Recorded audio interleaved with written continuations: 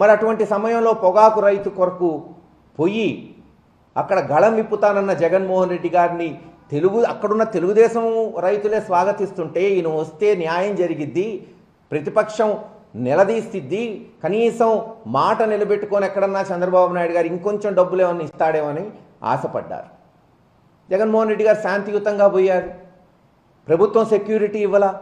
ఒక Z category security ఉన్న మాజీ ముఖ్యమంత్రికి ఇవ్వాల్సిన గౌరవాలు ఈ సంవత్సరం నుంచి ఎక్కడన్నా జరుగుతుందా? ఆంధ్ర రాష్ట్ర ప్రజలు గమనించాలి. ఒక 5గురినో 6గురినో కానిస్టేబుల్స్ని ఇస్తారు. అదేమంటే హెలికాప్టరు ఎక్కడన్నా దిగి దాడి జరిగితే ఆ పైలట్లను బెదిరిస్తారు. తెనాలి పోతే అదే ఘటన, మరో దగ్గర కర్నూలు పోతే ఇంకో ఘటన.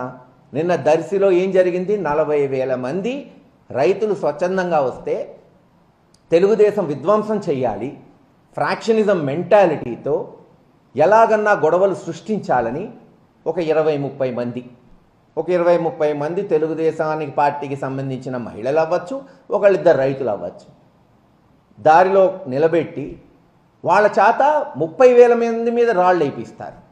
మళ్ళీ ఆ 30 మందికి 200 మంది పోలీసులు సెక్యూరిటీ.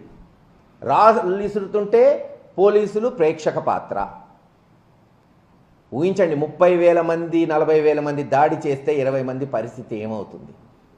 బహుశా తెలుగుదేశం నాయకులు దాడి జరగాలని కోరుకున్నారు. ఎలా ఉందంటే ఈరోజు తెలుగుదేశం పరిస్థితి, పోతే పోని మా కార్యకర్తలు 2-3 చనిపోయినా పర్లేదు, జగన్మోహన్ రెడ్డి గారి మీద బురద జల్లాలి. ప్రజలు అన్నీ గమనిస్తున్నారు. ఏదో ఒక 2 ఛానల్స్ అభూత కల్పన చేస్తేనో, 2 పత్రికలు అబద్ధాలు రాస్తేనో అబద్ధాలు నిజమైపోవు.